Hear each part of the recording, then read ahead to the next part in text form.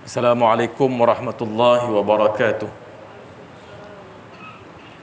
Innal hamdalillah nahmaduhu wa nasta'inuhu wa nastahdihi wa nastaghfiruh wa na'udzu billahi min shururi anfusina wa min sayyiati a'malina may yahdihillahu fala mudilla lahu wa may yudlil falan tajida lahu waliyyan mursyida. Asyhadu an la ilaha illallah wahdahu la syarika lah wa asyhadu anna Muhammadan abduhu wa rasuluh. Allahumma salli wa sallim ala sayyidina Muhammad wa ala alihi wa sahbihi ajma'in. Rabbi syrah li sadri wa yassir li amri wa hlul 'uqdatam min lisani yafqahu qawli, amma ba'd. Yang saya muliakan Tuan Imam, Tuan Bilal, yang berbahagia, pengurusi serta jawatankuasa masjid, para asatizah, para hadirin hadirat muslimin muslimat yang dikasihi oleh Allah Subhanahu wa taala sekalian, alhamdulillah, syukur di atas limpahan nikmat Allah Subhanahu wa taala yang dikurniakan Allah pada hari ini hingga ke saat ini, dilanjutkan usia, dikurniakan sihat tubuh badan dan keafiatan, sama-sama kita diberi keizinannya pada malam ini dapat bersua dalam masjid yang mulia ini, dapat menunaikan solat berjemaah. Mudah-mudahan solat dan doa kita dimakbulkan oleh Allah Subhanahu wa taala. Dan alhamdulillah juga pada saat ini kita berkesempatan untuk berada dalam majlis ilmu. Mudah-mudahan Allah Subhanahu wa taala akan memberikan kefahaman kepada kita, memberikan kepada kita untuk memberikan kekuatan kepada kita untuk kita menghayati apa yang kita fahami dan apa yang kita pelajari. Dan mudah-mudahan tergolong kita dalam golongan orang-orang yang beriman dan bertakwa yang akan mendapat bimbingan dan pimpinan Allah Subhanahu wa taala. Hadirin hadirat yang dikasihi oleh Allah Subhanahu wa taala sekalian, pada malam ni kita akan sambung setakat yang kita berhenti 2 minggu yang lalu. Kita akan membicarakan berkaitan tentang kata-kata para ulama pada hari ini, insya-Allah. Ada salah seorang hukama, para cendekiawan Islam, mengatakan berkaitan tentang ibadah adalah satu peluang utama untuk bekerja. Katanya berbunyi, al-ibadatu hirfah wa hanutuha al-khulwah wa ra'su maliha at-taqwa wa ribhuha al-jannah. Maknanya, ibadah adalah peluang untuk bekerja. Kedainya adalah mengasingkan diri, iaitu khulwah, khalwat. Dan modalnya adalah taqwa. Kemudian sebagai keuntungannya adalah syurga Allah Subhanahu wa taala. Mengasingkan diri iaitu menumpukan diri di tempat yang sunyi untuk mendapatkan ketenangan hati, bagi membolehkan menghadap dirinya kepada Allah Subhanahu wa taala. Itu yang dimaksudkan dengan al-khulwah, mengasingkan diri di tempat-tempat yang tertentu agar dapat bertaqarrub kepada Allah Subhanahu wa taala, menghampirkan diri kepada Allah Subhanahu wa taala dengan zikir dan lain-lain lagi. Modal ibadah ialah takwa kepada Allah Subhanahu wa taala. Ini berarti tanpa takwa maka ibadah tidak akan membawa sebarang keuntungan. Takwa, perasaan takut kepada Allah Subhanahu wa taala, lantaran itu melaksanakan segala titah perintah Allah, meninggalkan segala tegah larang Allah Subhanahu wa taala atas dasar iman kepada Allah Subhanahu wa taala.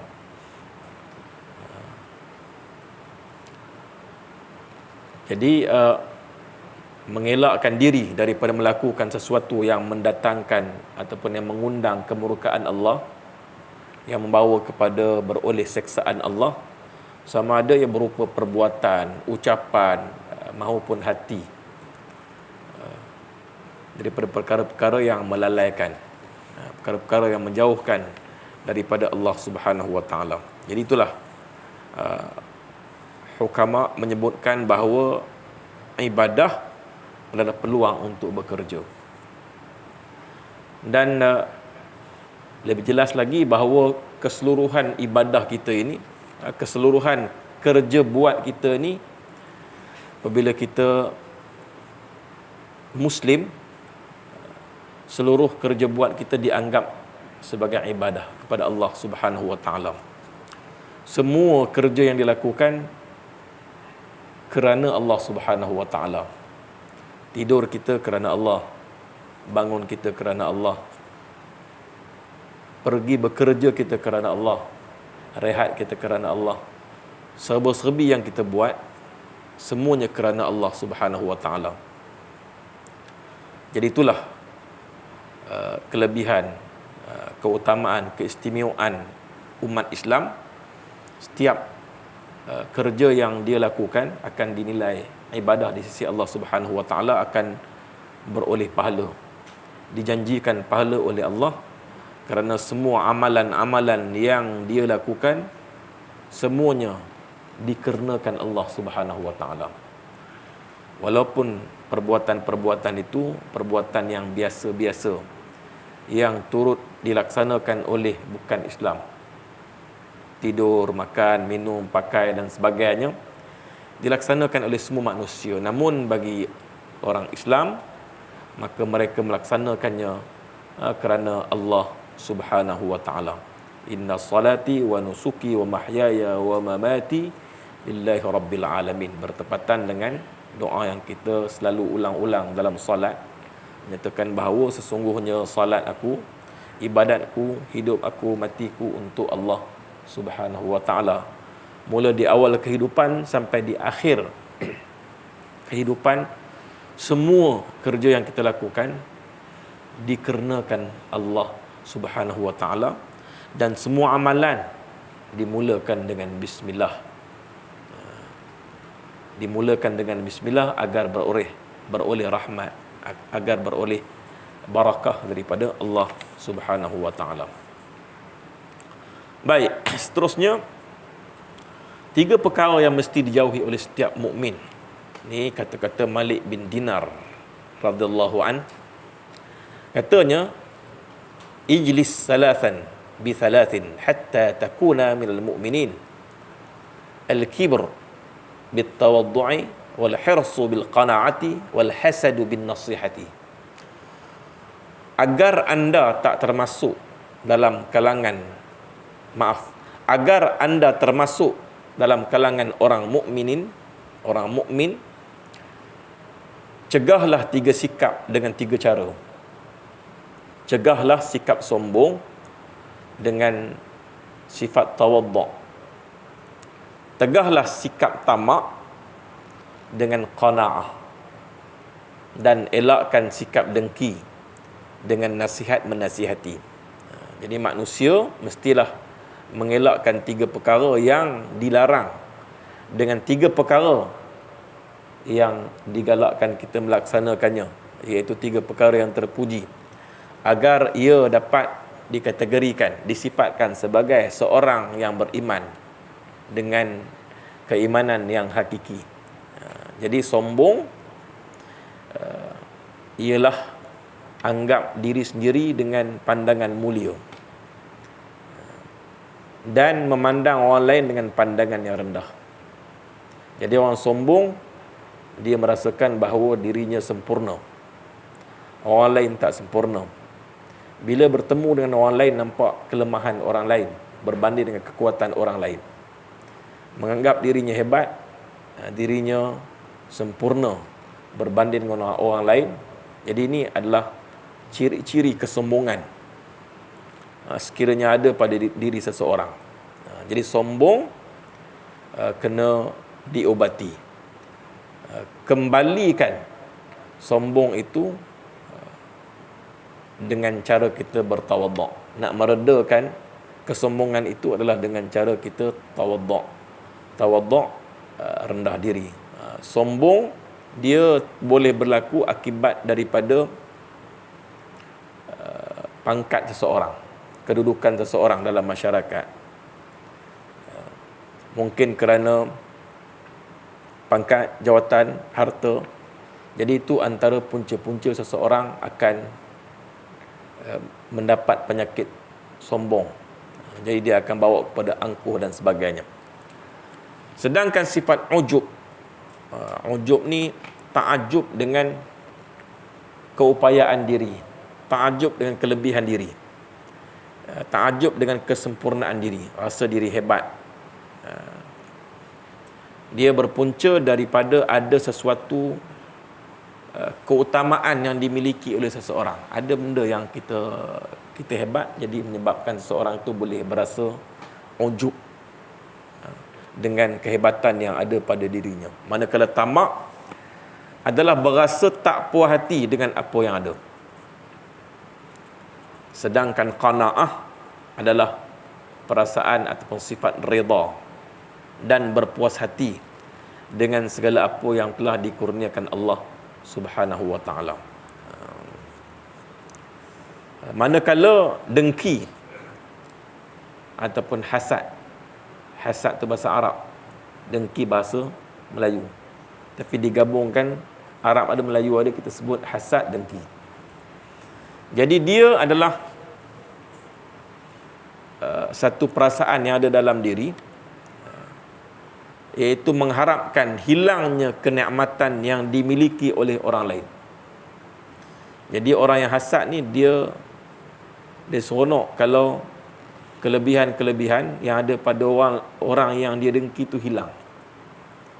Dia akan seronok. Dan kehebatan yang ada pada diri seseorang yang dia tak suka tu kembali kepada diri dia. Jadi ini sifat dengki.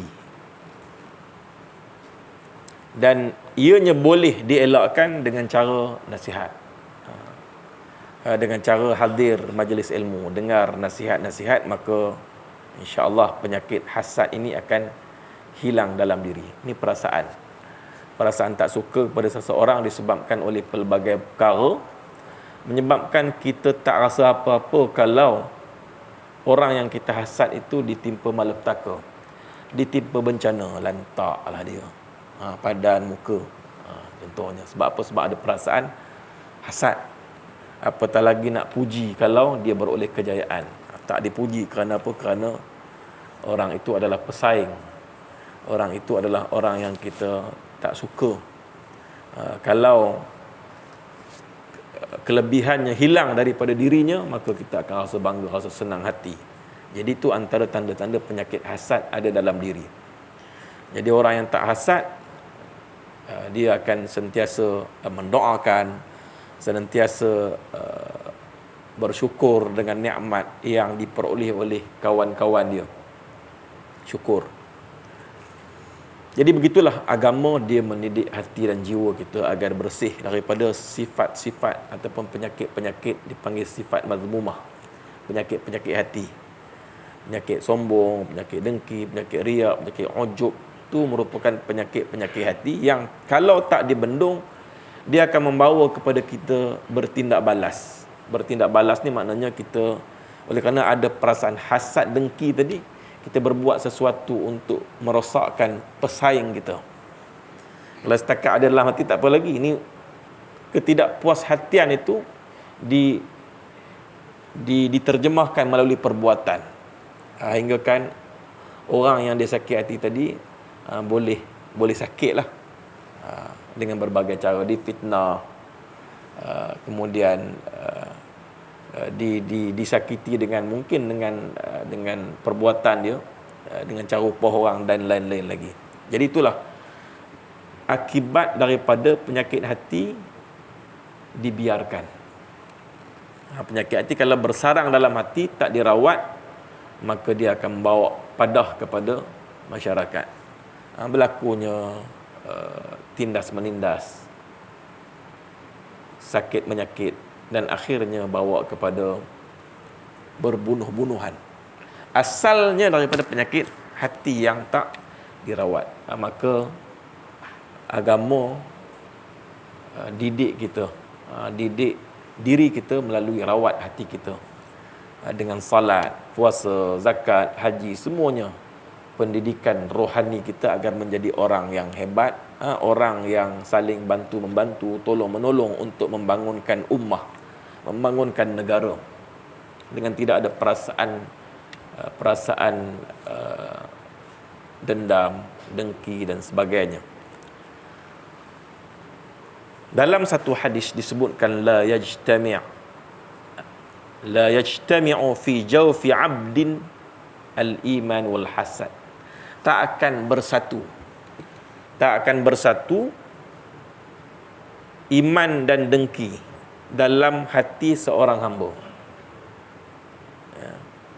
Jadi iman dan hasad ni dia tak akan bersatu. Maknanya kalau seseorang yang ada perasaan hasad, artinya iman belum sempurna. Ada perasaan hasad, iman belum sempurna. Jadi hasad ni sebagaimana kita maklumkan tadi, kita rasa bangga, seronok kalau kenikmatan pada pesaing kita dicabut oleh Allah Subhanahu Wa Taala. Rasa seronok badan muka contoh. Dalam hati kita sebut gitu, maka itu tanda kita ada penyakit-penyakit hati. Begitu juga antara lainnya kita berasa kita hebat, berasa kita sempurna, orang lain tak sempurna, pandangan kita je bagus, orang lain tak bagus, ataupun nampak bertemu seseorang, nampak dulu kelemahan dia berbanding dengan kekuatan dia. Jadi kita kena ajar diri kita, didik hati kita agar apabila kita jumpa kita punya kawan, rakan taulan, jiran tetangga, nampak dulu akan kebaikannya berbanding dengan keburukannya. Baik, la yajtami'u fi jawfi 'abdin al-iman wal hasad. Iman dan dengki tidak dapat bersatu di dalam rongga ataupun hati seorang hamba. Maknanya iman dalam hadis tersebut adalah iman kepada takdir Allah Subhanahu wa taala. Muawiyah berkata, aku mampu untuk menjadikan semua orang berpuas hati kepadaku. Muawiyah kata, aku mampu untuk menjadikan semua orang puas hati dengan aku, redha dengan aku, suka dengan aku, kecuali orang yang dengki. Kecuali orang yang dengki terhadap nikmat yang aku perolehi, nikmat yang Allah anugerahkan kepadaku. Sesungguhnya orang yang dengki masih belum berasa puas, kecuali bila mana nikmat itu hilang daripada diriku. Perkara ini juga disebut oleh seorang penyair yang menyatakan daripada Bahrut Tawil, dia kata, wa daraitu kullan nasi lakin hasidi, wa daraitu kullan nasi lakin hasidi, madaratuhu syaqat wa aza nulaha, wa kaifa yudari al-mar'u hasida ni'mah idza kana yardihi illa zawaluha. Maknanya setiap orang dapat ku buat puas hati. Semua orang boleh untuk kita dia puas hati pada kita, kita boleh buat dengan cara yang berbagai-bagai. Tetapi orang yang dengki kepadaku sukar membuatnya ia puas hati, dan sangat berat mencapai kepuasan itu. Bagaimana seorang dapat membuat puas hati terhadap orang yang dengki terhadap nikmatnya, jika si dengki itu sendiri memang tak pernah puas sebelum nikmat itu hilang daripada pemiliknya. Jadi ini apabila perasaan dengki ada pada seseorang, maka dia tidak akan puas hati sampai bila-bila. Oleh kerana itulah maka kena kikis dan buang penyakit hasad, penyakit dengki dalam diri. Tandanya ialah kita seronok apabila sesuatu kenikmatan hilang daripada jiran kita, hilang daripada kawan kita, hilang daripada pesaing kita. Rasa seronok. Kalau kita simpati, itu berarti kita tak ada penyakit hasad. Kalau ada, makanya ada penyakit hasad dalam jiwa kita yang perlu kita ubati.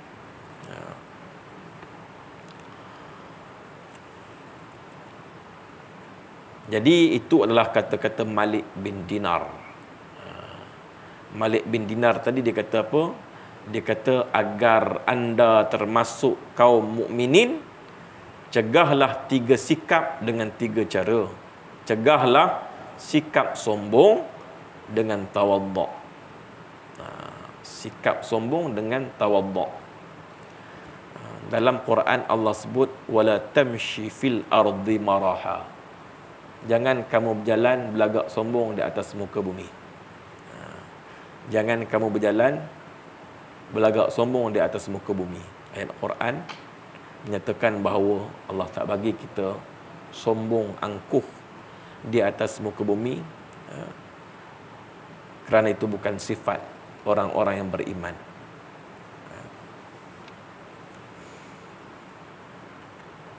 Cegah sikap sombong dengan tawaduk, dengan rendah diri. Tegahlah sikap tamak dengan qanaah, berpuas hati dengan apa yang Allah Subhanahu wa taala kurniakan. Berpuas hati, kemudian kita berusaha untuk meningkatkan apa yang kita adalah dengan cara yang halal. Namun tetap berpuas hati. Alhamdulillah, syukur nikmat Allah pada hari ini. Nikmat Allah tak terhitung. Nikmat Allah cukup banyak. Dalam surah Ar-Rahman Allah Subhanahu wa taala sebut fabi ayyi ala'i rabbikuma tukadziban. Apa lagi nikmat Allah yang kamu nak dustakan? Terlalu banyak nikmat yang Allah Subhanahu wa taala kurniakan kepada kita. Dalam surah Ar-Rahman disebut bermula ayat 13 Allah sebut fabi ayyi ala'i rabbikuma tukadziban, dan diulang sebanyak 31 kali. Mula ayat 13 dan jumlah fabi ayyi ala'i rabbikuma tukadziban sebanyak 31 kali diulang-ulang. Apa lagi nikmat yang Allah kurniakan kepada kamu, kamu nak dustakan? Nikmat dunia memang tak terhitung. Apatah lagi nikmat di hari akhirat. Nikmat syurga Allah, itulah yang paling banyak Allah sebut dalam ayat tersebut. Nikmat yang akan kita perolehi di hari akhirat nanti, tak terbilang, tak terhitung. Nanti kita akan mensyukuri segala nikmat pemberiannya waktu kita di syurga Allah Subhanahu wa taala. Dalam dunia pun kita dah banyak terima nikmat Allah. Nikmat daripada kita tak bekerja dulu hinggalah Allah Subhanahu wa taala bagi kerja. Nikmat Allah bagi isteri, nikmat Allah bagi anak, nikmat Allah bagi cucu, nikmat Allah bagi tenang bahagia, nikmat Allah bagi lapang, nikmat Allah bagai-bagai nikmat. Nikmat sihat, nikmat selera makan, nikmat berbagai-bagai nikmat tak terhitung, tak terkira. Yang paling besar dalam banyak-banyak nikmat Allah Subhanahu wa taala iaitu nikmat iman, nikmat Islam. Inilah nikmat yang membahagiakan kita di dunia dan di akhirat. Kita tenang, kita lapang, kita bahagia sebab nikmat Islam. Di dunia sampailah ke hari akhirat. Dengan nikmat Islam maka kita dapat bertemu pada malam ini, salat berjemaah, beriktikaf, dengar kuliah. Ini antara nikmat Islam. Nikmat Islam atur kehidupan kita. Kita ada jadual apa nak kita buat, pada pagi sampai ke petang, sampai ke malam, sampai ke pagi esok. Allah aturkan, mengatur hidup kita agar kita ada hubungan dengan pencipta kita iaitu Allah Subhanahu wa taala. Jadi orang Islam Allah dah atur. Allah bagi peraturan hidup untuk kita jalankan kehidupan berpandukan peraturan tersebut. Kita akan bahagia, kita akan lapang. Malahan kalau kita jauh daripada peraturan Allah Subhanahu wa taala maka kita tak selesa, kita tak lapang, kita tak bahagia. Sebab kita lari daripada fitrah. Fitrah kita adalah agama. Fitrah kita adalah Islam. Islam merupakan agama fitrah. Seperti mana anggota tubuh badan kita, dalaman kita ni fitrahnya dia akur, patuh, taat kepada ketetapan yang Allah Subhanahu wa taala tetapkan kepadanya. Jantung daripada dulu sampai sekarang berdegup walaupun di luar kawalan kita. Degup, kita tak suruh pun. Organ dalam badan kita akan bergerak bila kita makan, akan berlaku pemprosesan dalam perut kita. Kita telan je, Apabila dah telan, maka di luar keupayaan kita untuk kita kontrol hak dalam perut ni, melainkan semuanya taat, patuh dengan ketetapan Allah. Memproses apa yang perlu diproses. Itu nikmat yang Allah Subhanahu Wa Taala kurniakan kepada kita. Tetapi ramai manusia yang kufur dengan nikmat, tidak mengesakan Allah Subhanahu Wa Taala, sedangkan Allah yang memberikan segala-galanya kepadanya dalam kehidupan ini.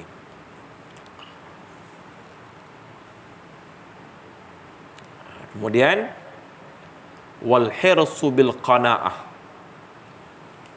Wal hirsu bil qanaah. Tegahlah sikap tamak dengan qanaah, dan elakkan sifat dengki dengan nasihat. Jadi agama ni adalah nasihat. Ad-dinun nasihah. Agama adalah nasihat. Nasihat agar manusia kembali ke pangkuan Allah Subhanahu Wa Taala. Agar manusia kembali ke jalan yang benar. Jadi itulah nasihat kita. Nasihat yang wajib kita dengar adalah khutbah Jumaat. Itu adalah antara nasihat atau peringatan yang diwajibkan oleh agama untuk kita dengar. Malas sangat nak dengar tazkirah, ada tazkirah yang wajib kita dengar, iaitu khutbah Jumaat. Ya. Supaya manusia diberi ingat bahawa jangan mati melainkan mati dalam keadaan takutkan Allah Subhanahu Wa Taala, nanti rugi. Kerana kehidupan selepas kematian, kehidupan yang selama-lamanya. Kalau merana selama-lamanya. Kalau bahagia, nikmat selama-lamanya. Jadi sebab itulah keadilan Islam, kasih sayang Allah Subhanahu Wa Taala minta agar semua orang pergi masjid, dengar khutbah. Tazkirah wajib, peringatan wajib untuk semua orang dengar khutbah. Kemudian datang salat berjamaah dan lain-lain lagi. Maka itu antara nasihat-nasihat agama untuk didik diri kita supaya menjadi orang yang hebat. Bermula daripada jaga hati kita. Mula hati, daripada hatilah akan membentuk perilaku ataupun perbuatan akhlak yang terpuji. Kalau hati baik, insya-Allah perbuatannya baik, tingkah lakunya baik, akhlaknya menjadi akhlak yang terpuji. Jadi ini kata Malik bin Dinar. Malik bin Dinar ni adalah seorang anak hamba sahaya berbangsa Parsi dari Sajistan di Iran. Dan menjadi murid Hasan Basri, seorang tokoh ulama sufi yang terkenal. Jadi dia hebat sebagai seorang ahli hadis dan merawikan hadis dari tokoh-tokoh yang dapat dipercayai di masa lampau seperti Anas bin Malik dan Ibn Sirin. Jadi panjanglah cerita berkaitan tentang Malik bin Dinar dalam buku ni. Jadi saya pun tak asrat untuk ceritakan tentang kisah beliau panjang lebar. Cuma cukup dengan kita ambil kata-kata beliau bagi mengakhiri bab yang kedua dalam buku Nasaihul Ibad yang kita kupas pada setiap kuliah saya lah. Jadi insya-Allah kita akan tengok sikit bab yang ketiga, masuk bab baru. Bab yang ketiga ni banyak nasihat. Dia ada 37 nasihat yang terdiri daripada 8 hadis dan selebihnya adalah asar. Jadi 4 nasihat Nabi SAW kepada Abu Zar Al-Ghifari. Jadi Abu Zar Al-Ghifari ini merupakan sahabat Nabi yang minal awwalin, antara golongan yang pertama memeluk agama Islam. Abu Zar Al-Ghifari. Jadi baginda SAW pernah bersabda kepada nama dia Jundub bin Junadah, yang terkenal dengan panggilan Abu Zar Al-Ghifari. Dia kata, ya Abu Zar, jaddid safinata fa inal bahra amiqun. wa khudhiz zada kamilan fa inna safara ba'idun wa khaffif hamla fa innal aqabata ka'udun wa khlis al-amala fa innan naqida basirun. Maknanya ialah, wahai Abu Zar, perbaharuilah bahteramu. Perbaharuilah bahteramu kerana lautan sangat dalam. Bawalah bekalan yang cukup kerana perjalananmu sangat jauh. Kurangkanlah bebanmu kerana rintangan-rintangannya berat sekali. Dan bersikap ikhlas dalam beramal kerana sesungguhnya penyiasat itu adalah maha melihat dengan penuh teliti. Jadi memperbaharui di sini dalam erti kata membaik pulih. Membaik pulih niat. Sentiasa memperbetulkan niat kerana kita akan dibangkitkan oleh Allah Subhanahu Wa Taala nanti berdasarkan apa yang kita niatkan. Setiap amalan-amalan kita itu mengikut apa yang kita niatkan. Walaupun amalan itu amalan wajib ataupun amalan-amalan sunat, kita akan dibangkitkan berdasarkan apa yang kita niatkan. Ada orang melakukan perkara fardu niat yang bukan kerana Allah, sunat dan amalan-amalan yang lain yang bukan kerana Allah Subhanahu Wa Taala, sedangkan semua amalan-amalan baik fardu, sunat ataupun amalan-amalan yang berbentuk ibadah umum, semuanya dilaksanakan dikarenakan Allah Subhanahu Wa Taala. Semua amalan ni kena buat kerana Allah. Kerja yang kita buat tu pun kena ada kaitan dengan Allah Subhanahu Wa Taala. Kena kerana Allah. Kerana Allah yang menyuruh kita bekerja untuk meneruskan kehidupan. Kerana kita ada tanggungjawab menyara, memberi nafkah kepada isteri, kepada anak dan kepada orang-orang yang berada di bawah tanggungjawab kita. Itu merupakan arahan agama untuk kita memberi saraan hidup kepada mereka. Jadi kita bekerja kerana itu, kerana ia adalah arahan agama, dan juga untuk kita menyempurnakan maslahah ataupun kepentingan awam, untuk menyempurnakan kehidupan. Kalau kita tak buat perkara itu, maka tak lengkap kehidupan. Kalau kita tak meniaga ikan, macam mana orang nak makan ikan? Kalau kita tak meniaga beras, macam mana orang nak makan beras? Kalau kita tak tanam sawit, macam mana orang nak goreng, masak ikan dan sebagainya? Maknanya kita bekerja itu adalah untuk menyempurnakan kehidupan manusia. Kalau tak ada kita, kehidupan itu tidak akan sempurna. Maka kerja kita itu walaupun boleh gaji, tetapi tetap ada kaitan dengan kesempurnaan hidup yang Allah anjurkan, Allah minta. Jadilah kerja kita itu dinilai sebagai ibadah kepada Allah Subhanahu Wa Taala. Ada kaitan dengan agama.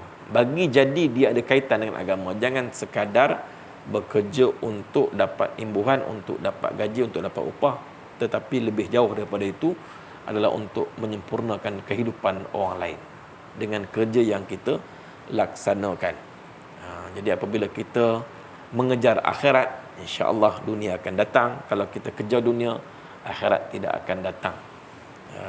Jadi begitulah agama meminta kita supaya kita mencapai perkara yang jauh, iaitu akhirat, syurga Allah Subhanahu Wa Taala. Oleh kerana itulah maka semua amalan kita kena diperbetulkan niat, betulkan nawaitu. Apatah lagi ibadah-ibadah yang diwajibkan oleh Allah Subhanahu Wa Taala, salat, puasa, zakat, haji dan lain-lain lagi, semuanya kena diniatkan kerana Allah Subhanahu Wa Taala. Jadi Abu Dzar dipesan Nabi SAW agar memperbaharui niat, agar semua perbuatan dapat berfungsi sebagai ibadah dan beroleh pahala bagi nak meraih keselamatan daripada azab Allah Subhanahu Wa Taala.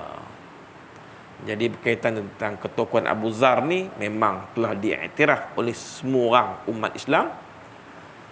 Dia seorang sahabat yang cerdas, yang zuhud, pemberani, sangat kuat menentang sebarang kezaliman. Jadi memang banyaklah cerita berkaitan tentang Abu Zar Al-Ghifari. Jadi dia ni merupakan seorang yang rajin mengembara. Rajin mengembara. Abu Zar Al-Ghifari.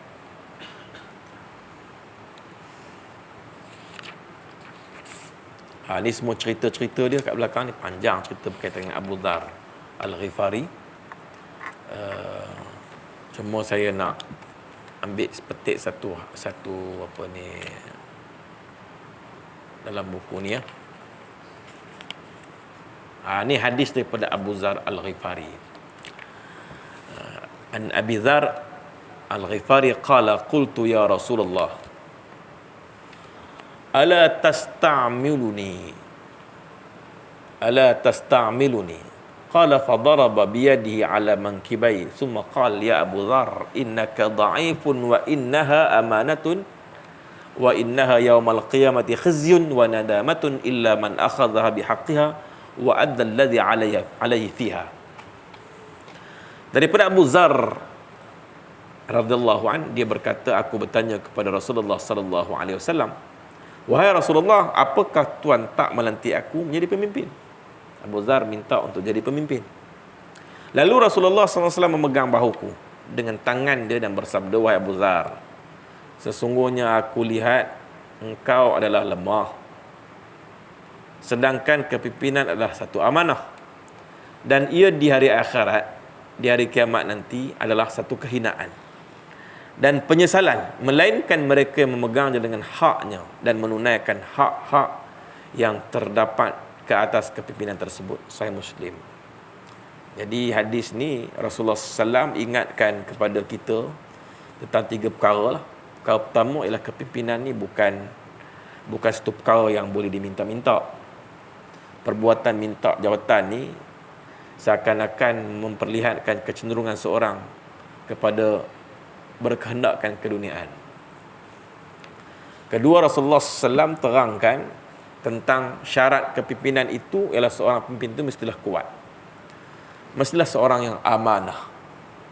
Dan yang ketiga, pemimpin yang gagal melaksanakan amanah dalam kerja yang dilakukan dengan baik, mereka akan ditimpa hina dan menyesal di hari akhirat nanti.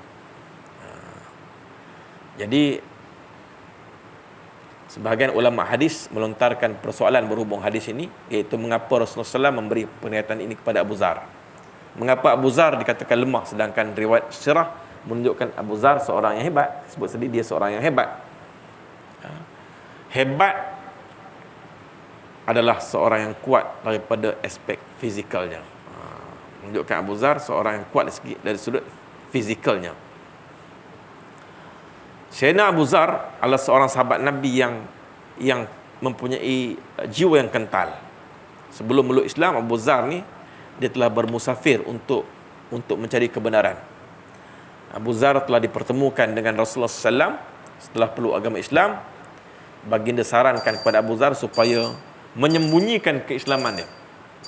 Tapi oleh kerana Abu Zar ni seorang yang berani, dengan keberanian yang dia ada, dia melangkaui nasihat Nabi Muhammad SAW.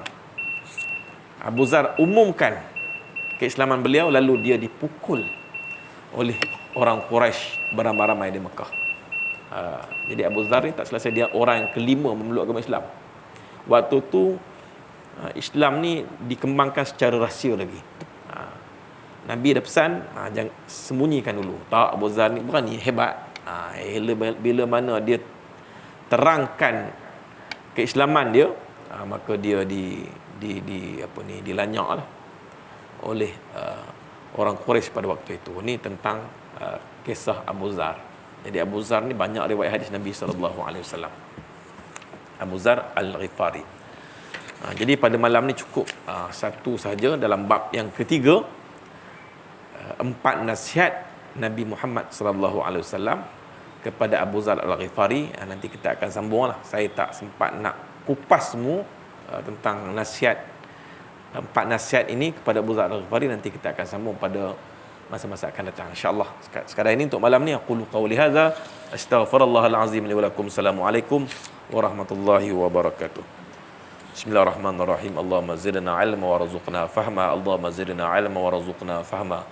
Allahumma zidna ilma warzuqna fahma birahmatika ya arhamar rahimin. Walhamdulillahi rabbil alamin. Qabbalallahu minkum.